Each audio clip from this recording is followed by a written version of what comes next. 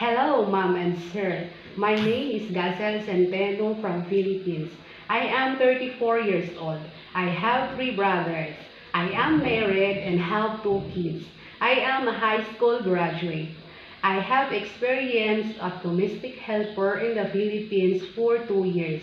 I serve 4 members of the family, 2 adults and 2 kids, ages 1 month old and 5 years old. My duties are taking care of the kids and their needs and other household, like cooking, cleaning, ironing, laundry, gardening, and others. I applied in Hong Kong to support our family needs and to save money for the future of our children. To you, my future employer, please hire me and I promise I serve you as my own family. Thank you and God bless.